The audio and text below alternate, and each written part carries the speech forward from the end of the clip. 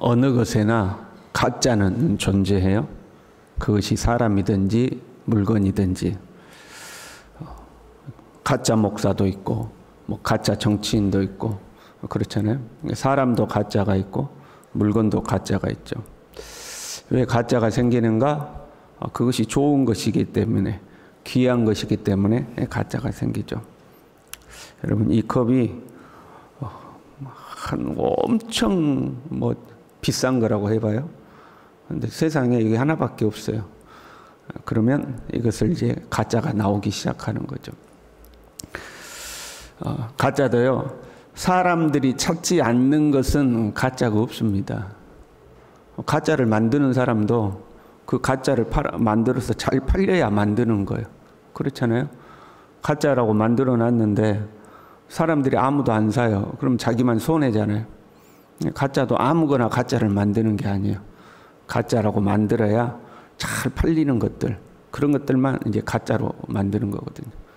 진짜가 귀하고 그 진짜를 찾는 사람들이 많고 값어치가 있기 때문에 그걸 이제 가짜로 만들어서 이익을 얻으려고 하는 거죠.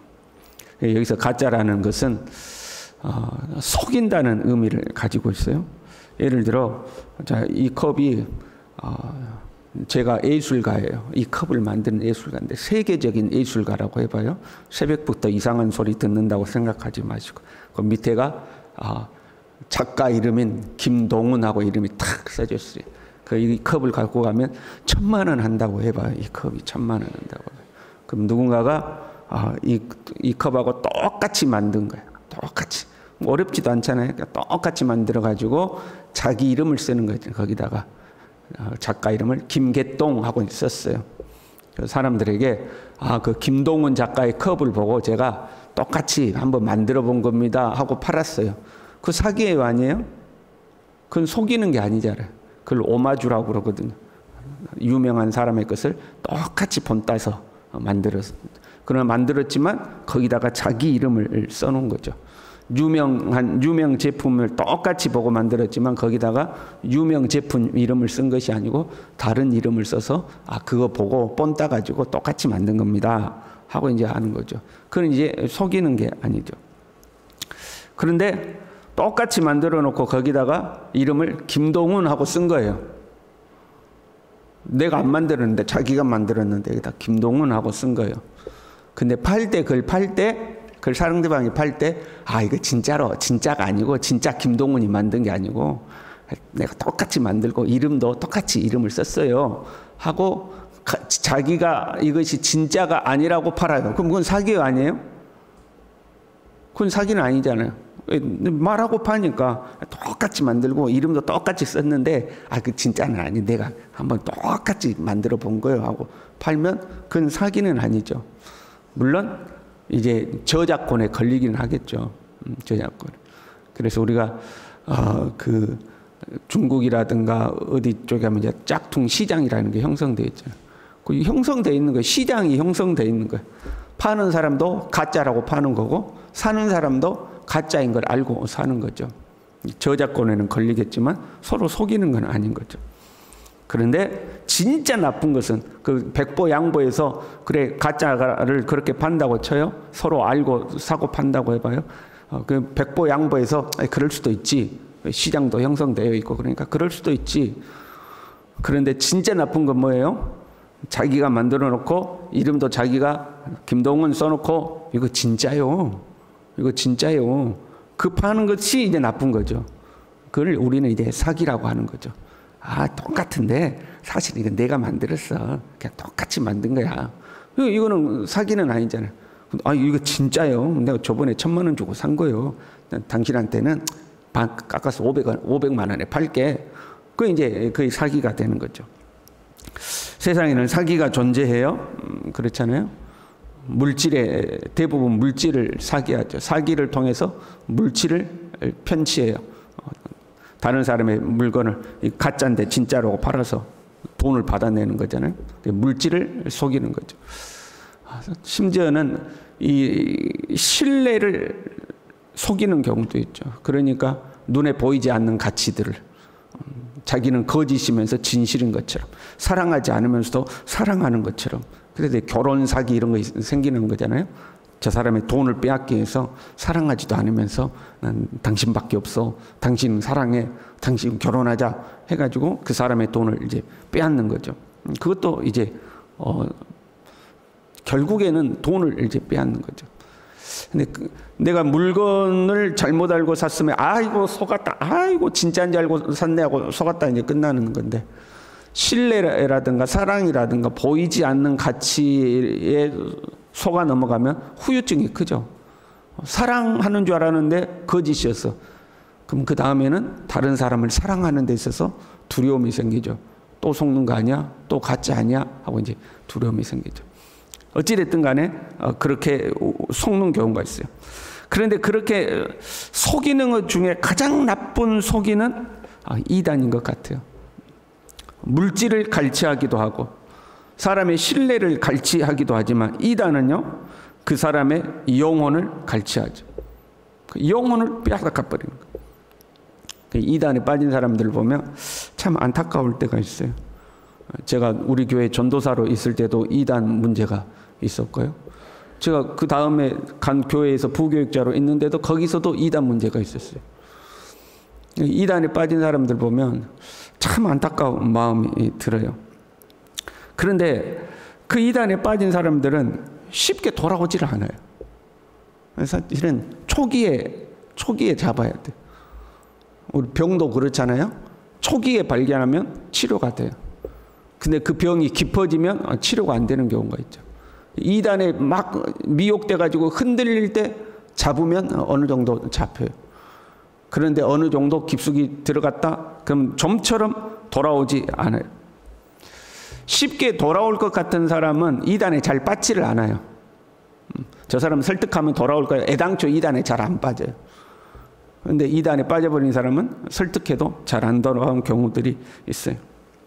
그 이단들의 내용을 들여다보면 너무나도 터무지가 없는데도 그 내용을 믿죠. 가령 다미성교회다. 다미성교회 같은 경우는 그럴 수도 있지, 이해되는 부분도 있어요. 예, 주님 오심을 그렇게 기다렸으니까.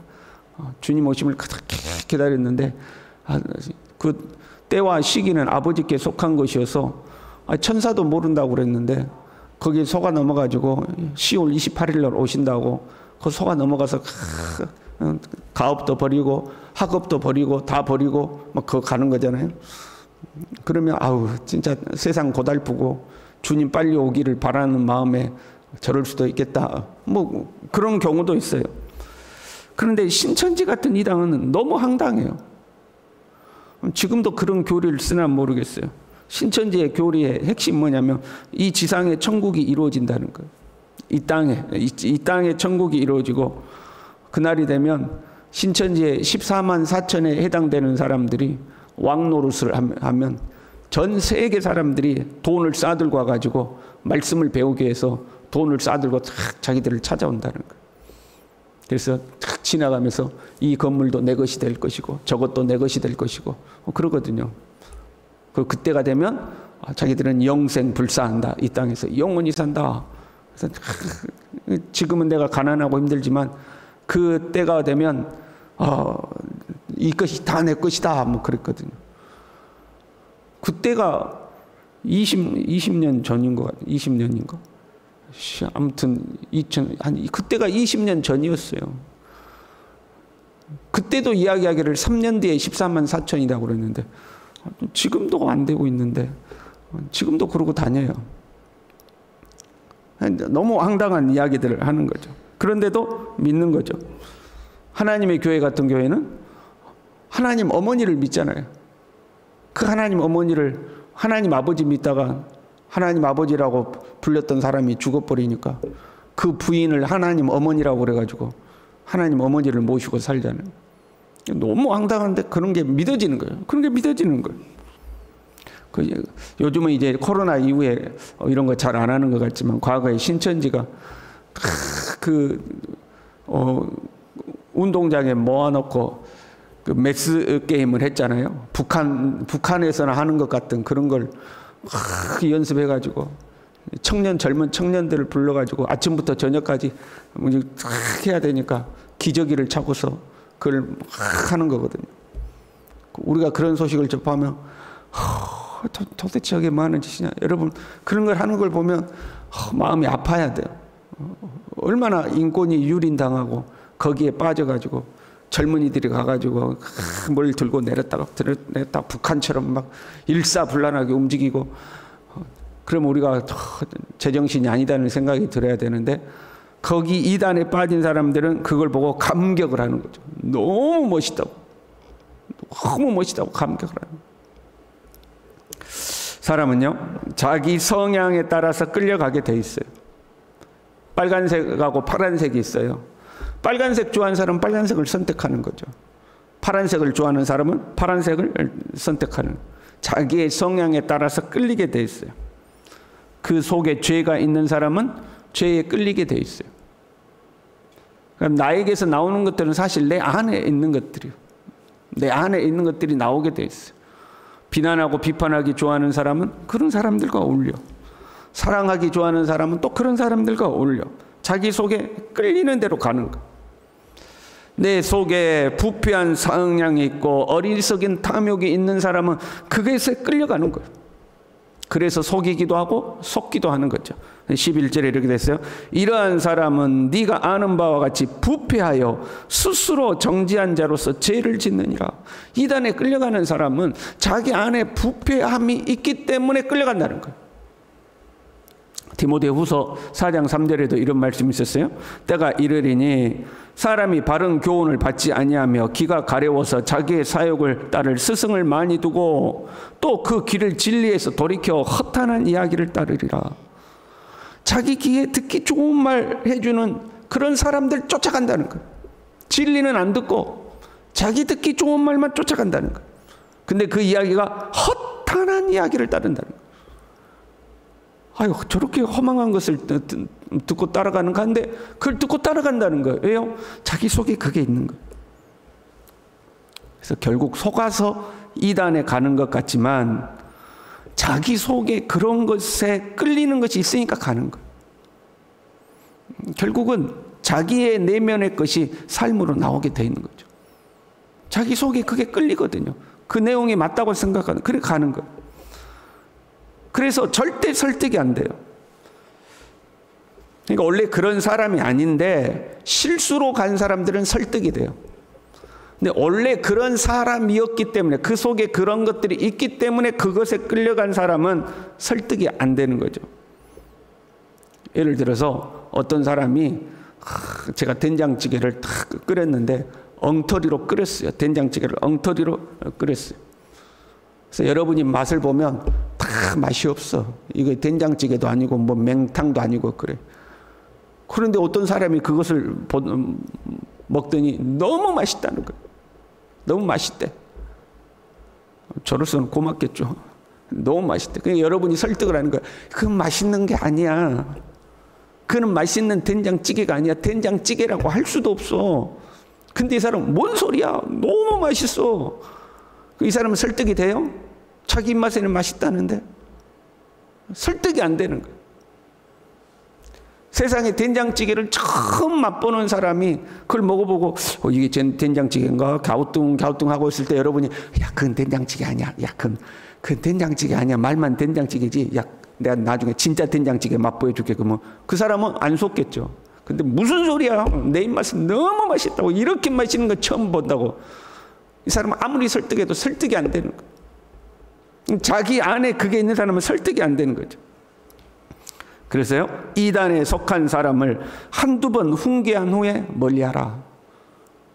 한두 번 훈계하고 멀리하라는 거예요.